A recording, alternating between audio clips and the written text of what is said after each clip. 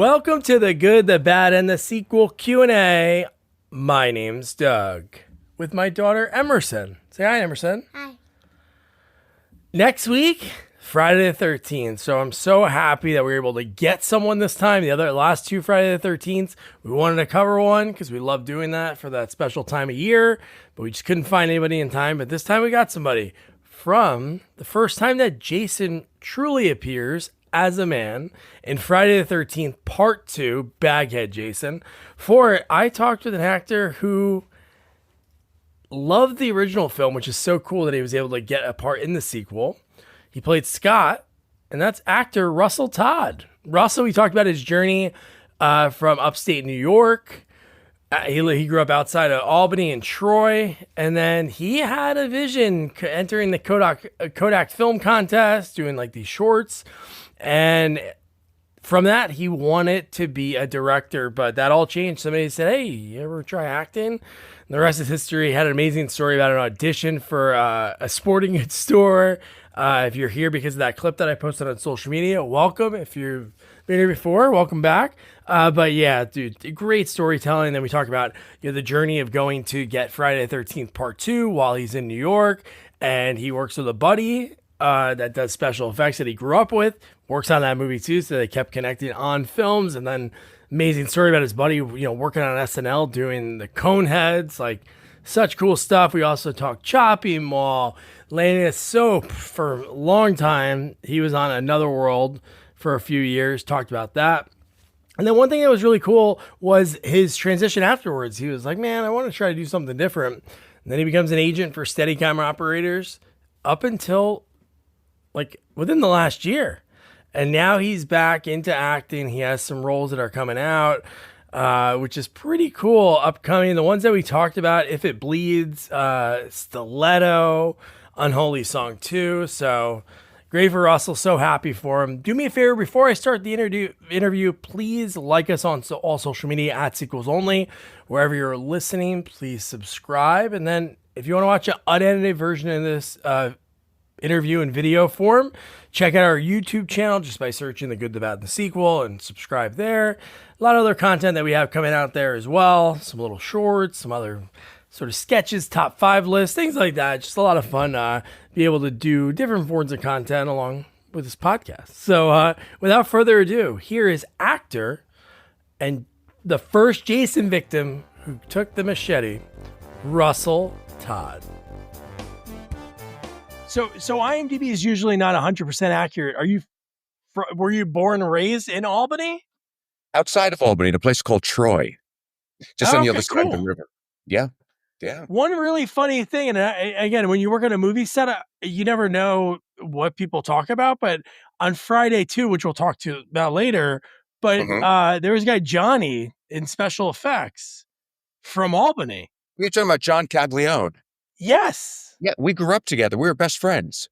Oh, that's really weird. Okay, cool. I was going to say, like, the chances of two people, again, it's like even, I wouldn't even know how many people are in Albany, but you never think of it like a major city. I know sometimes when you're in a city, like when I lived in Portland, even though it was like, wow, this is kind of like a major city, you see the same people in your neighborhood. You see the same kind of people, but oh, wow, that's neat. Albany's a pretty big city, but I was born in Troy, which is across the river from Albany. But Albany was a big city. It's the capital of New York.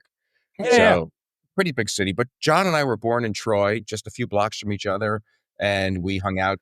And, in high school, we made movies together. That's where he really started doing his special effects and makeup. He would practice on me, blow me up, shoot me, and all sorts of crap. It was a lot of fun.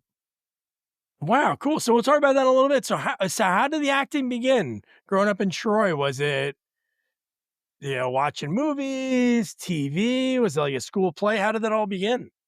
My mom was a singer in a trio called the Darlin Sisters. And so there was show business in the family. Oh, but ever cool. since I was a kid, I think I was Charlie Chaplin was an idol and an inspiration to me. And when I had all his Super 8 movies and I'd watch them in the den in the darkness, and I was just captivated by him. And I said, I want to do something in the movie industry. So I decided I'm going to be a film director. And that was my goal. So I got myself a little, like at 10 years old, I got myself a director's chair and put the name, my name's Russell Todd, and I put the name Todd Russell. I thought that was going to be a great name. And I put that on the That's chair great. and I would sit in that chair and, dream about it. And I started making home movies. And I entered the Kodak Young Filmmakers Award contest, and I made a Western in the den. And I carved out like, saloon doors, that would go open, like this when you go through them. I taped them to the entryway, and there was already a bar in the room. And I asked some friends to come over. We're just, kids, and we dressed up Western, and I made this little Western on a Super 8 camera, and I That's submitted it to awesome. Kodak. And I won an honorable mention. I won an award from Kodak. So I thought, wow, yeah, I'm going to do this. And then I took a map of the United States and I placed it on the floor of the kitchen. And I had a little plastic car in New York and a little plastic car in Los Angeles. And I did some stop motion photography. I started learning about animation, and I had them Nice. coming next to each other. And like in Oklahoma somewhere, they hit and exploded and burst into flames. And that all went really well until I removed the cars and the map, and I had burned the linoleum of the floor of the kitchen. Yeah, I wasn't even thinking about that, but yeah. my parents sure were after that. And they said, "No more of this crap." Um, but so I always wanted to do that, and then I guess I went to college. I went to Syracuse University to Oh, study sweet. When were you filmmaking. there? Late What's that? 70s, I guess? Late 70. I 70s? graduated high school in 76. Went right there. Yeah. Sweet. And then, so I started in the film program there, but then they had an acting program too. And someone said, "Oh, you should, go over there also and do some acting." I said, "Well, I'll go and, I'll take some classes," which I did. And then I wrote a woman named Verna Fields, who was the editor of Jaws. And she Oh won the my Academy God. Award for editing You just Jaws. read my mind because there's a connection to Syracuse and Jaws. She was there at that time? Well, she was in Los Angeles. She was out here. Oh, okay. But Carl Gottlieb, who wrote Jaws, based Right. obviously off the Peter Benchley, he went to Syracuse Oh, did you really? I didn't know years that. before you. Yeah. Wow. Yeah. That's cool. But I wrote her in my sophomore year, maybe. And I said, I like the movie very much. I compared myself to Steven Spielberg with a few movies I made, because he started as a kid. And I sent Yeah. her a copy of one of the films that won the honorable mention from Kodak. And I got a letter back from her. I think, holy shit. And she said, "I'm really impressed with you. I liked watching your movie. I think you have talent. I'd love to meet you." So I said, "Well, can you come to Syracuse? So, I'm in the film program. Maybe you can be a guest lecturer." And she came. So it Oh was my unbelievable. God. And so, I was like the hot guy on campus at that moment because I brought this big person to the university to talk. So she came, we became friends. She goes, "If you want to come this summer, I can get you a job as a tour guide at the studio. But you, unlike the other tour guides, will have free roam with the studio. I'll be sure that you can watch filmmaking and see what's going on and all of that." So it was really cool. So I came out, I forget what summer that was, but soon after. And I would give the tour 4 or 5 times a day. And everyone on the tour said, "Are you an actor? Are you an actor?" You sit up in front of all these people on the bus, on the tour tram. And I said, "No, I want to be a film director. You should be an actor." So it kind of like pushed me that way. So I figured I'd get some photos and see what could happen. And I got some photos done. And soon after, I started booking commercials. So I thought maybe this is what Look, I oh, think you thank probably knew that maybe grow when where you grew up, but you definitely have like the chiseled jaw. Like oh, when thank you you. see yourself for the first time when they show you Friday or even in Chopping Mall, you do have this like you look like you could be a model, so that makes sense. Well, and I did. Yeah. So that's good. I guess that worked Yeah. out. But thank you very much. Yeah. So I started doing stuff and then it started clicking and I kind of put the directing on the back burner. And I guess it's really on the back burner because, I'm continuing acting again. But yeah, that's how it all began. Yeah. Long Wow. Yeah, story. no. It is crazy how people get into it because you never know. That's so funny. It was almost like you weren't even thinking of that avenue. No. Obviously doing the film or getting the makeup done by John, like you're doing some sort of acting, but it's more Mhm. of no, I want to be the person that puts all the pieces together. And then it just happened on those tours. I'm telling you, I've talked to about a lot of people that's what their start was working on those tours. Yeah. It was either Yeah. you work on those tours, it seemed back in the day, or you were the waiter bartender. Like those were the True. two Many jobs. Like, actors, without a doubt. I did that route too with my yeah, many waitering jobs, yeah. without a doubt. Yeah. So commercial wise, do you remember like the first, were they national ones or regional? National? Yes, I remember it very well. It's a funny story Yeah. because it was for a my dog is down here. It was for a store back east called Corvettes, Korvettes, I think it was spelled. Okay. And it was, I believe it was three Korean veterans, the Korean War veterans that had gotten together and opened this store, like a Woolworths, that kind of store. And they called me in for this spot, or I auditioned for this spot. And I knew I had to be in shorts and a t-shirt, and it was all made of terry cloth and this kind of stuff. And the line in the show, and look at my terry sportswear was the line. And I snap my fingers and I go from my jeans and a jacket to just terry sportswear in the spot.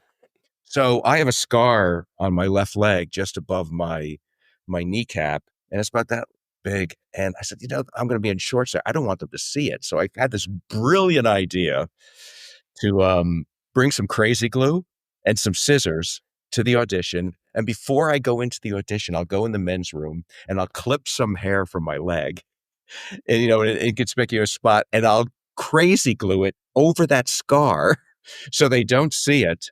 And they'll just think they won't see the scar. Maybe I'll get booked. And I thought that was brilliant. Well, um, I went into the bathroom and I did it, figuring my audition was in 15 minutes, but it kept getting later and later. An hour has gone by, and they're still busy, and I haven't been called. I finally get called into the room. And we're talking, blah, blah, blah. We start the videotape. And they say, can you drop your, pants? And I had shorts on underneath. And I pulled it down, and I see all of their eyes just go like this. And I'm thinking, what the, what's going on? And I look down, and waiting that hour extra, it had all dried really white. Drew immediate attention to my leg. They go, what's going on down there? I go, oh my God, you won't believe this. I didn't want you to see the scar, so I crazy glued hair to that. They go, you know what? You got the spot. And, Wow. and that's how I got my SAG card. Literally They're from like, that. if this guy's willing to crazy glue his leg, we don't have to worry about him being late tomorrow because he's If going to you're be that here nutty, you early better every give me the day. spot. Yeah. So Oh, yeah, wow. that's how it started, with a little insanity. Yeah. And then back in the day, it was like you do that, and then somehow you get a manager from that, or did you have a I never had a manager manager or book ever. that? I Oh, didn't okay. have an agent yet. In fact, the first film I did was called He Knows You're Alone, with Tom Hanks was in that, and I forget who Oh, else. wow. I never saw him. I worked 1 or 2 days, but I played this guy in the back of a car, and I actually died the same way I died in Friday the 13th Part 2, which is wild. Really? So yeah, upside down with a slit throat. But but I got that just by the newspaper Backstage. I don't know if it's still available. I know it's online, but I don't know if it's still available Yeah. as a newspaper, like most things. But I had answered an ad there, and I got that job. But I think Friday the 13th Part 2, I believe, was through an agent. I tried to get an agent in New York, and I did, and I had that same agent for many years. Wow. So right after, so He Knows You're Alone, that's your first time on like a movie set, TV set, and then from right after that was Friday the 13th? Yeah, pretty soon after that was Friday the 13th. He Knows You're Alone was shot in Staten Island, and Oh, Friday so the you're 13th. back home, sort of. Yeah, I So was you're already, come back. I was already living in New York City, I believe. Oh, you And you came back. So you went out, you were in LA for a little bit, yeah, and then you then I came came back to back. like settle in New York? Yeah, then I went back to LA, and then came back to do a soap opera in the early 90s. So, and then back to LA. But, as an actor, most actors are, moving around wherever the work is. And that's what it was then too. Like around that era was the famous Harrison Ford story, flipping a coin. Do I go to New York or do I go to I never even LA? heard that. Oh, wow. Yeah. Even like I talked to William Sadler, he had that same kind of thing. Like, do I go to LA right away and do like the movie TV acting? Right. Not like you couldn't get TV work or film work in New York, but it was just this different thing. Like now Yeah. it seems like everybody can do everything. But back in the day, it was like if you're TV, you're TV. If you're movies, you're Right. movies. And Nobody would now, be caught dead in like a TV miniseries back in the so day. true. You And know? now you look at the TV series, and all the big film stars are now the leads in TV series because Yep. they love the money, they love the constant work, and it's pushed everyone else down. When I used to do a lot of guest stars on shows, um, It was called Top of the Show. And now you wouldn't get these things. They're all, very well-known people are doing them. You're now pushed down to much smaller roles. So, I mean, you can still get those roles, but it's a lot of celebrities, a lot of really well-known people doing those top Yeah, spots. change. It seemed like maybe you're right. Like the money was so much better for film wise. So like, oh, I'll just do this And a lot one of thing. work. But now it's like a lot more filming because you got to think a miniseries. You're 8 episodes. Let's say just ballpark 8 hours. Back in the day, it was like, oh man, let's just do the 90-minute movie. But I think now maybe they just enjoy it more, or maybe the money's better, or maybe the The more money's great, development of and characters. it's a lot of work. Instead of doing a Yeah, movie for whatever amount of weeks, you're shooting the series for a long, long time. Although they don't yeah, order like they used to. They're not doing, 23 episodes. nah, But it's a great gig. yeah, no, definitely. So Friday the 13th, you're in. I'm guessing this one you were in New York. Yes. So that's how Yeah. that We shot that in happened. Kent, Connecticut. And how did you? So were you a fan of the original film? Did you know of it? Yeah, sure. Yeah. Yeah. What was so cool about getting it, I saw the original. It scared the shit out of me like everyone else. And when that came up, I said, yeah, I would love to do a sequel. And I'm still new in the business, as were most of the actors in Friday the 13th Oh Part. yeah. That You know, was we're all the way they would do those movies. That's yeah, how they could do them for so little because it was like, hey, let's get these up I and know. coming people, and then and then a lot of people saw just like the Kevin Bacon or Jamie Lee Right. Curtis. It was like Yeah. horror is the gateway. For some people it is. But so you knew going into the audition, like, hey, this is a sequel to Friday the 13th. It wasn't like later when they would change the Yeah, title back then they on didn't the do it as scripts. much as they do today. Today they, it's all undercover and they call it something Yeah. else. Back then we knew it was Friday the 13th Part 2 and that Yeah. Paramount was doing it. So audition, I think it was just one time I met with Steve and Red and they offered it to me, which was great. And then, we're all whisked up on a bus up to Connecticut to do the shoot. And now, did you think like while you're doing the movie or like reading the script, and you're like, wait, so the Jason, the boy from the first one? Because I think that's what's so fascinating. There's so many movies that have sequels that maybe, like I always think of Death Wish because Death Wish, the first movie, he's like sort of like a pacifist. He barely wants to hold a gun. And then Right, like in right. the third movie, he's blowing people away with rocket launchers. But like Friday the 13th to me is such a, like, it should be studied in a sense, like, and I'm not being like joking. It's so fascinating how it went from the mom seeking revenge, the boy, obviously in the second one, he's a grown man that's was continuing to live. And then in the third one, when he grabs the hockey mask, it just the change of the character to me is phenomenal. He grew a lot, didn't he? I mean, yeah. They grow a lot. Yeah. They had to get crazier and crazier, wilder and wilder to keep the audience's attention, I guess. So it got very strange at times and, outer space eventually, Yes, yes, yes. you know. But they always made money. That's the thing. It's I know like studios obviously want to make more money maybe when they look at the budget, like, oh, I wish the return was better. But none of the movies ever really lost money. So Well, they it made was some. weird that they did get to the point because it was kind of like a yearly thing. Like people knew, like, all right, cool. Next year's a Friday the 13th. There's going to be one of them coming out, and then it just maybe they just didn't get. They were not into it anymore. But that's cool that you were able to be in that film, especially with John. So during this journey, you get this. You're still in contact with him, or was it just so you're on set, you run into him? Well, I still knew John very well. Yeah. Yeah. We didn't, Yeah, we yeah, didn't live, yeah. he was still in Troy, although he would travel a lot for work. But I was in New York City at that time. Actually, John had also been in, what am I saying? John was in New York City too, because he was working on, I don't know if he created or put on the Coneheads, for Saturday Night Live. So Yeah. Wow, that's I awesome. was every Saturday, I'd join him at Saturday Night Live to watch the rehearsal and the live show. It was very cool. John Belushi, Gilda, Dan Aykroyd, he introduced me to all of them. Holy shit. So that was a very cool time. Yeah. So John was there. He was working at NBC for a long time. Oh So he my was, god. That's a good yeah. gig. And then he went on to do so much. The another guy I just talked to, man, what's his last name? Mike, not just talked to like 4 years ago now, but he Mhm. just did the makeup on the Penguin. Wow. and I think he won an. I feel like he won an Oscar for that.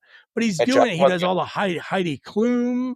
yeah. Mike Marino is his name. He was from out. He was from Suffern, New York, and he worked on SNL in the '90s. Oh, it He did. would just go in, and he had some wild stories. He was 18, and they just hired him because they couldn't find anybody that wanted to do these little, hey, you only have like a day to make this random thing where we just wrote a sketch.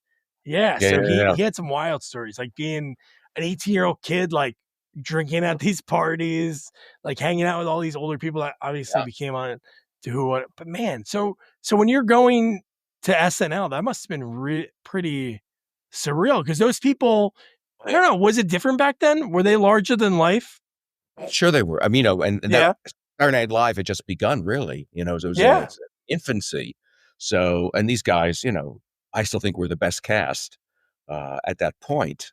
So it was very exciting to be able to be there and watch that and observe that many, many times. Yeah, it was very cool. And then John won. And I want to say this because it's so cool. John won the Academy Award for Dick Tracy, where he created all those Oh, I latex. read that. Yeah. Yeah, and Yeah. he does almost every Al Pacino, if not all, Al Pacino film. I just was on the set out here maybe 4 months ago with Al and John. They were shooting a movie where he plays, is it Hamlet? Maybe I'm wrong about that, but yeah, a That's Shakespearean cool. character, and so they were shooting it out here. But he's still working with Al Pacino. Yeah, when I connect with them, we were emailing back and forth trying to figure out a time. But then when I saw like the Albany, I'm like really, what are the chances like that these two Yeah, people grew up in yeah, the same area and then worked on the same film? So one little thing I'm sure people have mentioned when you go to like these horror cons and people talk about like Friday the 13th or Chopping Mall, but Friday the right. 13th, you're the first ever to be killed by Jason with a machete. That's true. I never even thought of that. Yeah. So it became like this thing. That's Obviously, it great. was used in the first movie to like chop off Pamela Voorhees' head, but it is a pretty cool thing. Like when I was rewatching the movie, and those movies are just there's just something to them. They're so formulaic, and at that point, there wasn't like that formulaic yet because Jason was just getting introduced. But they're just so I don't know how to put it. It's like perfect the way they do the films. You meet like this new group of people, you learn a little bit about each one, then you learn a bit more, then they die. Yeah, Like you learn that if you have sex in those movies, you have to die. yes, yes. That's the formula. And how that girl that you were into in that movie, I can't think of her name, but Chris Kirsten was her real name, Kirsten. how Mickey Mouse, how a Disney product, like even years later with like, the way they can go in and do CG and stuff, you would think that they would have done something with that. Yeah, I didn't Yes. worry about it. I know. Who knows? Who knows? Yeah. But no, that's pretty cool. And I'm sure from that must have been pretty cool because that's obviously a big film. So was there like a big premiere that you guys all went to? Like what was that after the shooting? To be honest, I don't recall that part of it. I do remember all of us having a terrific time during the shoot, and we're happy to be doing a sequel. But as all projects you do, you do the best work you can. You finish the project and you move on, and you think, it's another movie. You have no Yeah. idea that it's going to have such a life like this franchise has. I mean, it's incredible. I mean, we're all blessed to be part of it. We had a great time. We're still having a great time meeting the fans, at conventions and just walking down the street. Someone come up to you and say, "You're that guy." I said, "How do you? A long time ago, you still recognize me." It's very Yeah. interesting. But the fans are very devoted to this franchise, and it's got incredible legs. It just keeps going. And what's great is, you know, new people keep getting attached to it because people are young people are constantly and horror is gigantic now, so they're being exposed to this film and other horror films, and so it's a new audience constantly. So in Yeah. perpetuity, it will be there. Forever. Nice, yeah, Forever and ever you'll be attached to yeah, Friday right. the 13th. No, that's it's such a great thing. Yeah, that's so true. You never know when you make projects because back then, like VHS tapes were so in its infancy, right? Like the late Yeah, '80s, maybe. Like you said, the Super 8 you used to buy, like Charlie Chaplin, but like for full movies, they were like ridiculously expensive. So there was probably a point that you're thinking of about a movie you're like. I interviewed the director of American Ninja, And when I asked him a question about it, and he was like getting real into it, and I was like, could you imagine like 40 years later you'd be, you know, talking about this? Talking about And he was still. almost like, I didn't even think we'd be talking about it a year later. Because when you Yeah. get done with a movie, you go on to the next movie, and it's almost not that it's forgotten about, but there wasn't like this replay to films as much. Right. Right. Yeah. Now it's just everything's available everywhere. You Yeah. can find something, even if it's just on the internet, you want to find a clip or the whole movie. It's amazing. Yeah, it's a good thing and a bad thing. Like too many choices, people don't finish things. I don't think as much because we used to rent a videotape when I was a kid. It was like even if the movie wasn't good, you had to finish it because like that's what you had. That was like your weekend And entertainment. It was and rewind expensive. it. Yes, you had to rewind it. You had to pay 50 Or they cents or charge you whatever they for it. used to charge. Yeah, which is Yeah. insane. I know. It's crazy. I remember we had a machine just a rewinder. Not even Really? on the VSR. There was like a rewinder my dad had. So if we were like, oh man, we forgot to rewind, you pop it in, it would like super quickly Yeah. rewind I it. didn't know that. They had that at the store too. So it was like, we're gonna charge you 50 cents for the electricity to fork it. But yeah, no, it was ridiculous. Yeah. But no, that's cool. No, that was really neat to hear about that. I haven't talked to anybody from that installment. I think it's just so fascinating because that's that first one when they're like, all right, we gotta like do something with this. What can we do? And it's like, oh, Jason kept growing and he became like Yeah. this scary, scary man. Yeah. Yeah. Tougher and meaner. Yeah. More destructive. Yeah. So then, right from that, or not too long after that, I'm sure you're just still doing commercial work. There's other Yeah. I things. did a lot of commercials on both coasts, actually. And that was always wonderful. I would always like be so excited when, I'd booked a commercial because, you know, there were lines to learn at times, but it's really nice also when you get to do a spot and it's just about your look. You're just playing a character and you don't have to memorize those lines, which is great. But I had a lot of Were there any exotic locations or even places in the States that you were able to travel to because of I did commercials? one in Germany in Whoa. Stuttgart, I think it was, which was I was the gammon man. I think it's GAMMON. It was they paid me to be represent this skincare line, or it was a cologne, it was deodorant, it was skincare products, and it was a terrific commercial we shot in Europe for a few days. And then once I went to New Orleans to do a oh my God, what's that drink? Like a southern drink, like a bourbon or something. I can't What remember was the name. Bourbon Street? Yeah, there's Rubber Street, but it's like a Southern bourbon that you would think would be in New Orleans. And we shot the commercial there, but it was an Australian company. So we went there and all the exteriors. But what was funny is the actual bar stuff, they flew me and the girl and the whole crew back to Sydney, Australia to shoot inside a studio, a bar they created, instead of just using a bar while we were in New Orleans. So it was really strange. So I got to see Sydney, It's Australia really on that, which was great. But one of my favorites, I had two favorite spots. One was for DHL, where I play Tom Cruise kind of character in Top Gun. So we're two fighter jets scrambling because there's a van flying through the sky. They're so fast. It was a DHL van. And we say, bogey alert, and we're talking back and forth and we're, flying and we're going crazy. And it finally passes my jet. So it's a terrific spot. And the other one was with Sharon Stone. I did a spot for a scotch which we shot wow. down at the Biltmore Hotel, I think it was. Um, and we were on a date together. Do you remember in Basic Instinct, she spreads her legs and she has one of the Yes. very famous shot in a police Yeah. station. So in this commercial, there's a guy in a kilt who's watching her and she's looking back at him, very intrigued, but I'm with her and I'm thinking, what the hell are you looking at? I'm your date tonight. And we sit down on the couch and he sits opposite me. He spreads his legs to me, not to her. And this So, was right after Basic Instinct, so it was a gag on no, that? we shot this maybe 15 years ago or 12 years ago, something like that. So at Oh that my time it passed. god. But it was a very funny commercial, and it was only That's seen in awesome. Europe and Asia because I think they were outlawed here, those commercials. That was a terrific spot. William Lawson Scotch is the name if anyone want to look. anyone wants to look it up. I'll see if I can find that. That's really neat that Yes. they did that. That's so weird. They do a commercial like that, and then it's not even shown in the United States where Yeah, I think at people that would time they had banned recognize. liquor ads. They were like hard liquor. They had stopped Oh, showing that. really? Yeah. What does every USAA member have in common? Family. We're one big family who supports the military community and their eligible families. And if you, your parent, or spouse served, you could join our family and save big on auto insurance. Visit USAA.com/join today to check your eligibility. Membership eligibility and product restrictions apply and are subject to change. USAA means United Services Automobile Association and its affiliates, San Antonio, Texas.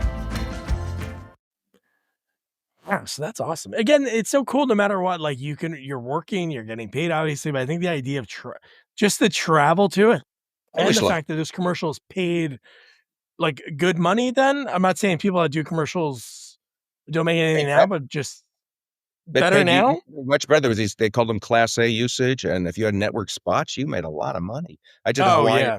commercial. Remember Hawaiian Punch? I don't know if that's still Yeah. around. Oh, So I'm sure it is.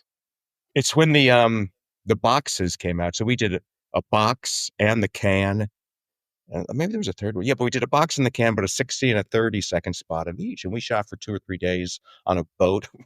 We're on this big sailboat, and Hawaiian Punch is a lot of sugar, Yeah. and we're high, of course. I loved it as a kid, though, so it was great to get that spot. I drank it religiously, and here I Yeah. am doing the commercial. It was karma. But we're on this boat, and we're all getting seasick and drinking this thing. And we would do a shot, and it was supposed to be a beautiful sunny day, and it was overcast and occasionally raining. So they had big lights on the boat to make it look like it was beautiful and sunny. And we're drinking this, and the boat's going like this, and we're vomiting between every shot. Not because of the Hawaiian Punch, just because of the up and down, and just doing this. And we had a smile, pretend we're having a great time, but we're all miserable. But it ran so much between the cans, the boxes, and 30 and a 60-second spot. So in that case, I mean, we all did very well on it. Yeah. It was You fun. know what's But funny? I was just thinking when you said Hawaiian Punch, like the first thing I think of the punchline from those commercials. Do you want a Hawaiian Punch? And then it's like, oh yeah. But Yeah. like, I haven't seen that. I don't watch a lot of regular TV anymore. But I don't even know. I don't know if it's still around. I'm surprised I would not have seen that. Yeah. But I would Well, feel all things you really never see anymore. weird. Like, remember Pepto-Bismol? Yeah. Pepto-Bismol, there used to be lots of commercials for that. I don't even know if that product's still around. I never see a commercial for that. But the only reason I know Pepto-Bismol is around is because my buddy had its commercials for all different type of companies. But I was going to do it like 10 years ago. So I went in there for a month to like apprentice. It was the worst job ever. You sat around, did nothing. And then because it was in Manhattan. So then they would call and they'd be like, it would be like LA. They'd be like, all right, we need you to edit this commercial. You're going to have to stay till 11. And I'm like, and I was young at the time, but I was already like, dude, when I have kids, I can't be doing that, doing nothing. And then that, but I remember editing a Pepto-Bismol commercial for like, I wasn't even editing. I had to watch it over and over again and see if there was any mistakes. And it was like the biggest, it was torture. And then I was like, I couldn't do that anymore. But yeah, that's cool that you were able to have that. Yeah, especially that they were able to pay, and like there was only a few channels back. It wasn't like there was a ton of channels for them to air on. So there was more obviously to pay out for the advertising. The commercials were terrific back then. Wow. Yeah. Yeah. So right after that, obviously you're still auditioning, you're doing commercials, and the next thing on your IMDb is Where the Boys Are in '84. Yeah, funny story there. I've told it before, but maybe your viewers haven't heard it. I came to LA, and literally, I think it was the first few weeks I was here. I had went to get my hair cut. I had asked some other actors I ran into, who cuts your hair? And they said, this guy, Jerry Esposito, he lives on Fountain. He does it from his house. So I made an appointment. I went there, and he said to me, bring your photo because I'll put it up, around the mirror, and I cut a lot of famous people, and who knows? So I bring my photo. He puts it up there. And I think within a month later, the producer, Alan Carr, who did Grease and La Cage aux Folles and Can't Stop the Music and some other things, he's getting his hair cut. And he says, who's that? And Jerry said, he's a new actor in town, Russell Todd. He said, he's going to star in my movie, Where the Boys Are, 84. And Jerry said, all right. So Jerry gave him my phone number. They connected. I connected with Alan and another producer, Dennis Pregnolato, and it was a TriStar movie. I was called in. I auditioned with Lisa Hartman, with Lauren Luft. A couple times we met, and I got the part. So just from my picture being, in someone's home, What a created way to get it. Did that guy ask for a finder's fee? Is that why he took the photos? Did he get a No, cut? Could you imagine? no finder's fee, but yeah, it was pretty cool. And that's how I got Wow, that. And then what a immediately way we to went get a down. job. Yeah, it is. We went to Fort Lauderdale. We shot the movie. And it was TriStar Pictures' first movie. And we had a great time. Really? Yeah. I used to go to Florida all the time because my grandma lived there. So I was in Fort Lauderdale constantly during the winter. So it was nice to Oh, be there's some back. good And once people in again on that. Wendy location. Shaw's in that. Lorna Luft, Wendy Shaw, Lynn Holly Johnson, Howard McGillen, who passed. Christopher McDonald, man, that must have been very early for him. Yeah, Howard McGillen didn't pass away. Forgive me, Chris McDonald and his brother passed away. Howard? No, I forgot his name. Oh, Dan McDonald. Yeah. Oh, wow. Okay. Oh, yeah, yeah. Oh, my God. Look at that. Yeah. Yeah.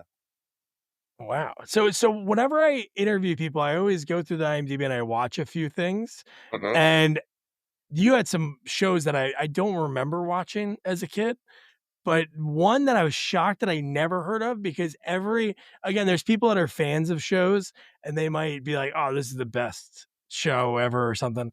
But Riptide, Riptide. Yeah. oh my God. When I searched for that, I was like, what is Riptide? And I'm telling you, all the reviews were like, this show was better than Heart and Heart, better than all these other like buddy cop shows. I watched it and it was ridiculously funny. Yeah, it was funny. Between the two guys, the Yeah. dynamic was ridiculous. And in your episodes, in the one, you're knocked out for most of it. We're Arrivederci, When you come baby. up from the water, Yeah, we were oceanographers. And in fact, I think yeah. we only spoke Italian, if I remember. And my dad on that show, they called us back to do a second episode because they liked it. They liked us. My dad was Cesar Romero, who was the Joker on Batman, remember? And of course, before that, he was very famous for many things. But, when your dad's Cesar Romero, you're like, wow, this is an incredible job. And, I used to ask Cesar questions about his life because anything he had to say would be, out of a history book for me. And he would tell me about partying with Charlie Chaplin and Mary Pickford at Pick Fair and playing tennis, all dressed in white, and how they had such style and grace then, and my generation didn't. But he was so cool just to work with him and hear his stories about old Hollywood. But yeah, we did 2 episodes of that, and I think we only spoke Italian in it. We were Italian oceanographers. Well, he spoke with there was like an American, but a very Italian speaking American. What was?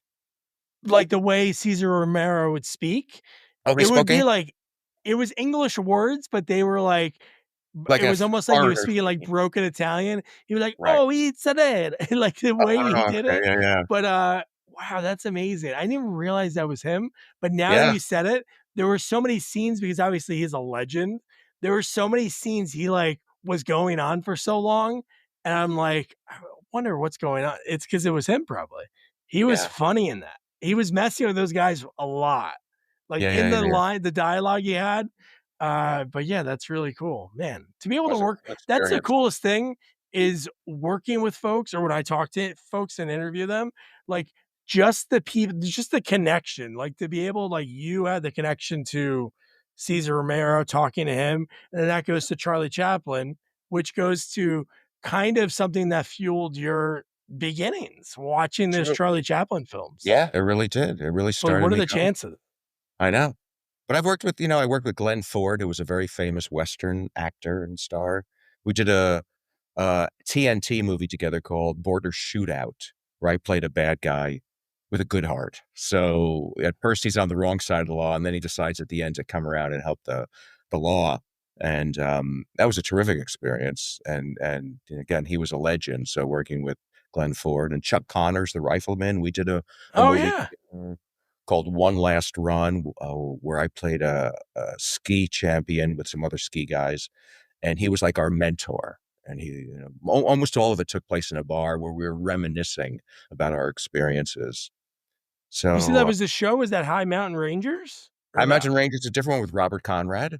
Yeah, we Oh shot my one gosh. scene So to the you were working back. with all the legends. Yeah, he was terrific. He was a lot of fun and a tough guy, but a good guy, a fair guy.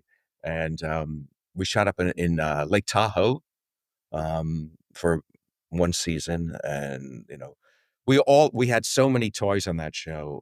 My character was Jim Cutler, and everything I had a lightning bolt on it. So I had a horse that had a lightning bolt right here on its nose.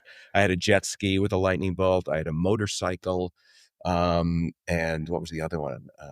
I forget. But yeah, that was crazy. We all had to be trained on all of these things, and Did you living have up. any experience like working with horses I at never all? had ridden a motorcycle in my life, and I probably will not again. I mean, they had us going down really low to the ground, and we're up in mountains, with the snow, and I'm thinking, I'm gonna die on this machine. So I was happy that was over. As far as the motorcycles, Yeah, I yeah, got yeah. I got hurt with a jet ski because in one scene I had to take the jet ski and jump from the jet ski to a boat. We were rescuing someone. They had taken the ski ladder off the back of the boat, but they never removed the screws or covered the screws that held the ladder. So I jump on it, I fall, the screw goes right into my bone in my calf. Yeah, and below my knee. And so I had to rush me to the hospital. And Lake Tahoe is full of bacteria, which I never knew. So I went to the hospital, they sealed it up, they stitched me. 4 days later, the bacteria was still in there and it made it totally infected. I thought I was going to lose my leg. So they had to Jesus. work on it for a while, and I'm fine now, but crazy experience. Yeah. Yeah, very crazy. But it is cool, again, getting a series like at that time to be able Yeah. to know that you have the continuous work is neat. And then one thing just before I skipped over, because I think it's like a legendary film because all the people that worked on it, and it was kind of like Jim Wynorski worked on things before that, but this is like the first big thing that he did. And I talked to him and he's a nut. Chopping Mall is, Chopping Mall, yeah. It was originally called Killbots. yes. And But then he yeah. made one not too long ago that's actually called Killbot. So he made No, like I a like stuff. full I moon. think really? No, Oh that was no, the no, I'm same. sorry. It was called Murderbot. Oh, okay. Okay. That's what Yeah. it was. Yeah. Yeah. Close. Shopping mall was great, and it was at the Sherman Oaks Galleria, which is 5 minutes from my home.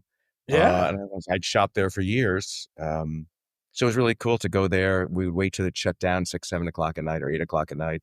We'd go in there and we'd destroy the place all night until the morning when we had to be out, being chased by killer robots. It was, it's become a cult film. I can't tell you how many people stop me or where I'm at an event and they'll say, that's my favorite. I just love that. It was so perfectly 80s, Yeah. its story and the way it was done. Yeah, that was good times with Jim and the cast.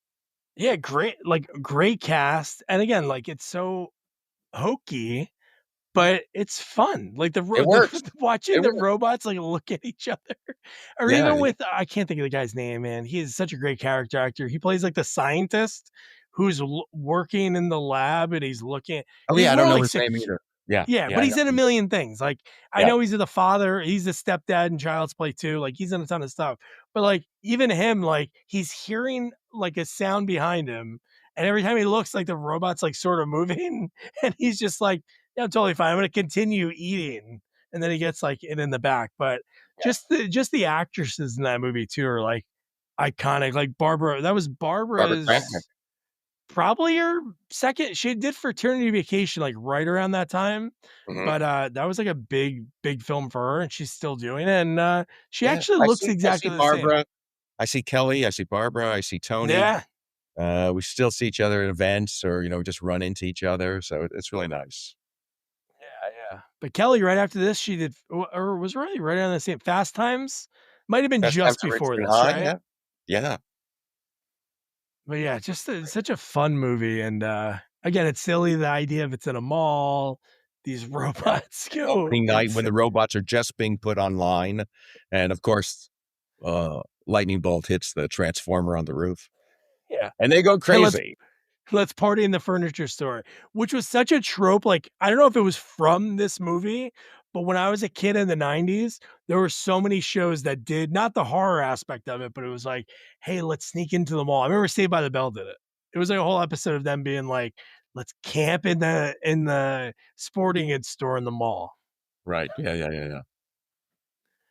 Oh man, yeah, just so much fun, like reminiscing. But again, like you talked about it earlier, when your move back to New York was for Another World. Were you Another world. have you Yeah. auditioned for a soap prior to this, or was this your first like soap opera experience? I had done some other stuff on soaps with smaller things, and I had no intention of, going back to New York, but I still did the audition.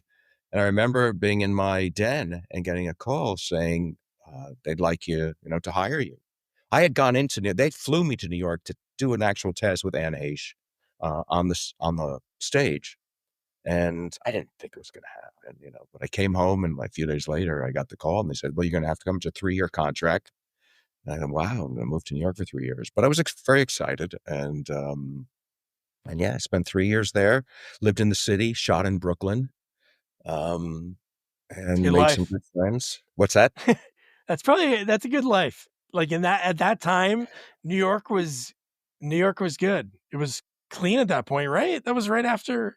Yeah. Yeah, no, No, still not same. good. He cleaned up New York a little later than I think a few years later after Oh, I left. Giuliani, it was 92, right? Giuliani, Maybe or 94. That was Ed Koch still there when you were there? I think Or so. Dinkin? One of I those. think it was Koch. I think so. Yeah. Oh, yeah. But Giuliani's the one, yeah, he cleaned up 42nd Street, he sanitized the whole city in his own little way, and, yeah. Yeah. But so was this so just from people I talked to, and it's funny, a lot of those people that you worked with in horror seem like so many people, because I know God, there's so many that went to soap operas. I feel like Barbara was on one. Yeah, she was. I feel like a lot of that Yeah. cast was not in one. Yeah. I I mean, feel like coincidentally, I Kelly think was on there's one. there's no correlation. The only correlation I can think of is not with getting the job, but the fans. The fans Yeah. of soaps and the fans of horror films are very similar in the sense that they're incredible fans. They stick with you, and, when you're on a soap opera, you're in their house 50 weeks or 52 weeks a year. You work Yeah. 50 weeks, but you're in their homes 52 weeks. And, they feel they know you because they see you 5 days a week. And the fans are just so attached. And the same with horror. They really attach to your characters and to you as an actor. So there's a great similarity that I always think between soaps and Yeah, I horror. wonder what it is. Like what could it be? Because it's not like they're uh, it's not like the pacing's the same or anything, but maybe it's just the way they I don't know. But you're right. That is true. Those are the two like I talked to Patricia Darbo and she talked about like when she was on Bold and the Beautiful, I believe. She Mhm. was just like they went nuts. Like she did one episode and she was in stuff before that, but people noticed. And I'm sure that happened to you, like being in New York or having to be in a city that's walkable. So for the most Oh, yeah. part, you're not really, you're not driving too much. Do you Yeah. remember like being noticed, like how soon Oh, after in New that York first City, it episode? happened a lot. I remember the Dude, first week that my episode started airing on Another World, I was at the gym, and I remember being on a treadmill, and there were TVs up there, and one of them had Another World, and it was playing. And then I started remembering that, I was getting off the treadmill, and people started, following me, and one person came up to me. It was new to all of us because I had just started airing on the show. But, that started happening a lot in New York, I'd be walking around, I'd be at Macy's looking at clothing, and suddenly I'd see some women following me in a restaurant. I Yeah, stopped I've been stopped in the bathroom at a restaurant. My wife really wants your autograph. Do you mind when you come out if you could give her an autograph?" Like, yeah, it was pretty crazy because again, you're so visible on the soap if you're working 5 days a week. what was the shooting something you had to get used to? Because it's more like, all right, let's get this done because there's a lot of pages to do every single day.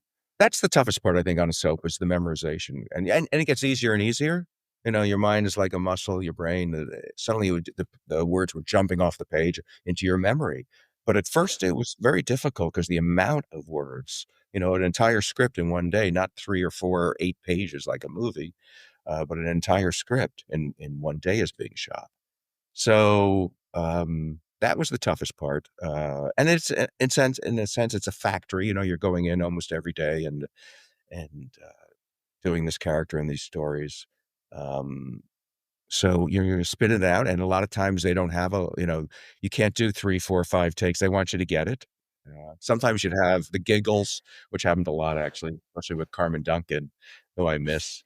We would laugh hysterically and come on, we'd hear from above. We got to move on. We got to move on. Yeah, good time. That's awesome.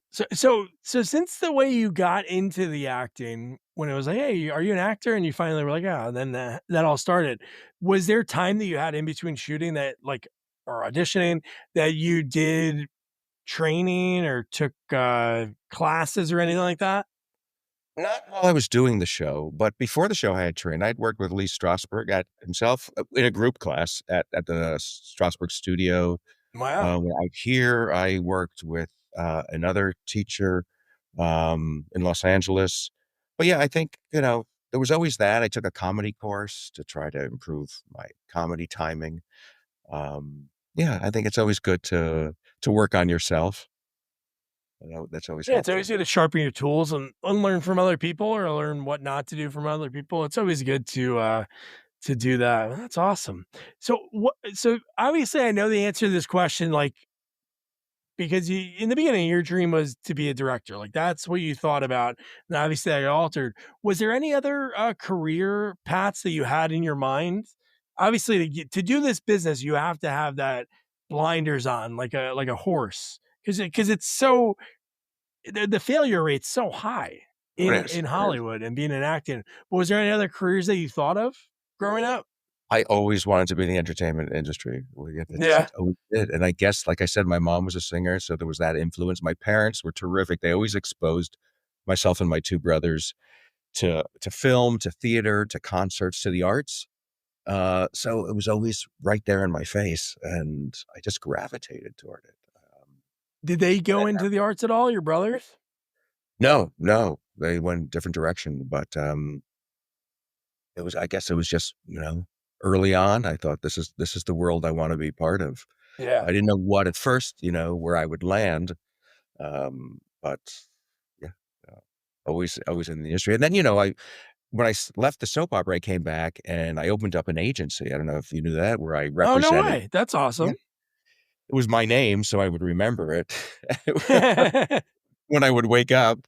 But I represented about 60 of the steadicam operators in the industry, all over the Sweet. country and some in Europe as well, and Australia. So I had that company. I took a break from acting for 24 years. And I just did this, and it was a fantastic move. It was a great company. I loved working with the guys and the girls in the studios, and it was a great move. But then I sold the company a year and a half ago, and it still exists as my name, but someone else Oh, owns it. yeah? Yeah, and I went back into acting, and it's been working. I've got a few movies coming out, a few things coming out, which is great. That's awesome. That's so cool. Yeah, Steadicam was cool. I talked to a guy, then you probably know him, but I can't think of his name right now. God, he was like one of the early Steadicam operators, and he was like training people on Steadicam. I can't think of his name. All I can say is maybe this will trigger something. After he was still doing Steadicam, he ended up working on Key and Peele. He was like a main I guy on certainly Key and was. Peele. But, Yeah. but Steadicam, that was such a big thing, so that's pretty cool that Still, you yeah. think everybody has agents, right? And, Yeah, look, no one really repped them. I think I had started that, I believe. There was really no agency, and my agency was just Steadicam operators. yeah. So that was, it was a real niche. It was the first time they had that representation, I believe. And I started at a different company where I was just assisting. Excuse me. And a guy walked in one day and he said, "Do you rep Steadicam operators?" And I said, "I'll get back to you." And I found out that really nobody was doing it. So I opened up a division at that agency. And that was about 2.5 years. And I decided maybe I should do this on my own. Then I opened up the Russell Todd agency. And that, like I said, lasted for about 24 years and is still going, but under someone else's direction. Yeah. But that's cool. You're able to go back to acting from that. That's Yeah. neat. I've got a movie coming out in September or the beginning of October called Stiletto, which I'm very proud of. And I have a small part in it, but it's a terrific part. I play a mysterious guy, and he was a great You have a lot character. on here. What's that? You have a lot, like on Oh, IMDb, you the look at IMDb? Yes, up new and things. upcoming. Yeah. Yeah, another one called If It Bleeds, which is an anthology. There's 3 sections of it, 3 kind of short films put together, and I play which I never played before, a real nerdy guy in that, which I really enjoyed doing, and that's coming out either later this year or the beginning of next year. I got to play with the same producer. I got to play the President of the United States with Kelly from Chopping Mall. She was Oh, she really? played. We did a debate, and I was the existing president, and she was wanted to become president in the debate, and so that's going to be in another movie called Sweetest Day. I just booked a movie a few days ago. There was a movie that just came out called Unholy Song. Okay. They're going to do a sequel already, Unholy Song 2. Oh, cool. I see that on here. Nice. Yeah. I just got booked a few days ago to have a lead role in that. So that's going to be exciting. We're going to shoot that, I think, in July, August. That's really Yeah. cool. So how'd you get everything back out there, your name out there again? Is it just, I'll hey, tell you. I'm going to those auditions? How does that start? Well, I'll tell you. Do you know Doug Jones? Doug is Yes. Yep. The Shape of Water. He was the creature in The Shape of Water. He's been in everything. movies and everything. Yeah. He's a fantastic actor and a fantastic person. He's And we went Mac. to He's Mac. Do you remember he was like the moon in the Mac? totally, yeah, Back the Mac Night. at Night. Yeah, it's fantastic. Yeah, I that's talked to the great. special effects guy that did that, and I'm like, dude, that is so amazing. Like, It's a just cool piece of history the and a cool picture of weirdest Doug. like ad as a kid. Like, it was like, hey, adults, McDonald's at night. Yeah, that's fantastic.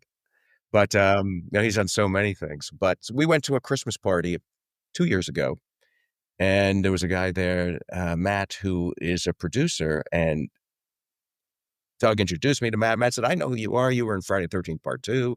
And we talked, and that was it. Went home. And then New Year's comes, and like 2 days into the new year, on Instagram, I hit Matt up and just say, "It was really great meeting you, Matt.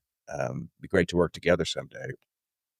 And he hits me right back. He goes, "Got a movie coming up. I'd love you to play the bad guy." And that was Stiletto. And literally 3-4 weeks later, I was shooting it. So that's how I got back that. And then Wow. from that, the same producer did The Sweetest Day, where I played the president. And then I worked on something else, everything has been connected through people I've Yeah. worked with. So it's a very social business, so much about contacts and people liking you, of course, and you liking them, and Totally. we Yeah. work well Because together. they want to work with you, especially Yeah. when they're bringing people in. They're like, all right, I want somebody that I know that I'm going to get along with, Yeah, and that's important. That's is very, good and going to hit their lines and be professional. Yeah, no, yeah. definitely. So that's how it all came back. I do have an agent again, but all of these things have happened just through social connections. That's awesome. So now one of my favorite things to ask, because I feel like you never think of what moments are going to matter. It's like so many times, like even when I was younger, before cell phones and taking pictures, or it's not like I walked around with a camera, but there's so many moments when you think back, I wish I had this, or I wish I kept something. Early on in your career, did you keep any mementos, any scripts, Yeah, any like, I have the original script from Friday the 13th. The script from Where the Boys Are. I have a little memorabilia from Another World. I have I play a head surgeon at a hospital at Bay City Hospital, Bay City General, whatever it was. yeah. So I have my badge, with my Oh, that's name cool. still. For Christmas, they gave us these coasters that had the crystal coasters that said Another World. I have that. A jacket they had given me that said Another World on the back. I have a lot of scripts, actually, original scripts from things I've shot. Some clothing. Um, yeah. The scripts Things are like that. neat. I think that's cool because it's like a window into obviously having the script is cool, but I think the notes that you might have written at the Yeah. time, like I think Yeah. that's really cool to think of where your head was as an actor or at that age. You got to think that it's like looking at an old diary. It Sometimes there's really is. probably scribbles that you Right. have in there and you're like, Yeah. why the hell was I writing that? Or And wow, I sometimes can't it believe I feels thought like about that. somebody else. It's so many years Yeah. ago that it's almost someone else's life. It's so much has transpired since those times that when you look back, it's like, that was me. It's interesting. Do Yeah. you feel it? Like when you look back at like that, so say if like you were flipping through the channels, like Friday the 13th comes on and you see yourself, do you think like, oh my God, I can't believe that was 43 years ago, Oh 44 yeah. years ago. I mean, Yeah. so much time. 44 years ago, just May 1st is when it came Yeah. out. Yeah. Friday the 13th Part Two, and it's hard to believe because you blink your eyes and you're 3 decades later or 4 decades later, and where does it go? I know it goes faster and I faster. don't know. Yeah. Even since I just had kids, really, I feel like you never see like even looking in the mirror, you can look older. You can maybe like, oh man, I'm not getting out of bed as fast, and like those kind of things. But like when you see like when there's like a human in your house growing, and you're like, oh man, this is going way too quick. My daughter's way Yeah. too tall. Yeah. She's only 6. And it's just like, yeah, no, it's insanity. But it's cool that you kept those things. Yeah. I think some people want to ask that question when they don't have those things at the time. People don't think about that. It's like, all right, on to the Yeah. next job. But it's cool to grab, hey, let me have the script to be able to have that memory. Yeah, a lot of people that are on, hit TV shows, they take a little something from that set at the end and, as a memento, which is nice. It is very nice. Yeah. No, it's really neat. So you mentioned you were able to play the first time you're playing like a nerdy type of guy. In your upcoming while you're back to acting, is there a particular role or a type of genre that you like to try if you could have your pick? I think I'm doing it now I was always cast as the good guy, Another World, he was such a nice guy, Dr. Jamie Frame, and a lot of shows I've done, usually, the nice guy or the dad or something, but lately I've been playing bad guys, evil or just bad or just on the wrong side of the law, and it's fantastic. It's really Yeah, great, yeah. uh, they're just meaty, roles, and I've been very lucky since I've been back to get those, and this new one with an Unholy Song too, he's a bad guy and, evil at least, and, it's exciting. It's nice, not to be pigeonholed into one, Yeah. type of role, which I used to be. It's expanding and really enjoying that. That's awesome. It's so cool that you're able to be like, "Hey, I'm gonna do this agent, steadicam operators," and you have an agency. Then when you get back into it, you hit the ground running, kinda like the way you started. Like, Yeah.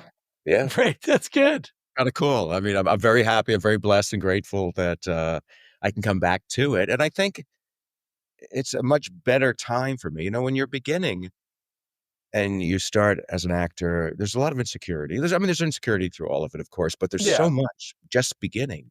You're so concerned about getting work, having a career, making money to live, so much. Now, I'm not worried about those things. Now I'm just having fun. So I think my Yeah. work is better. I know it's better. The performances are better. I'm more comfortable.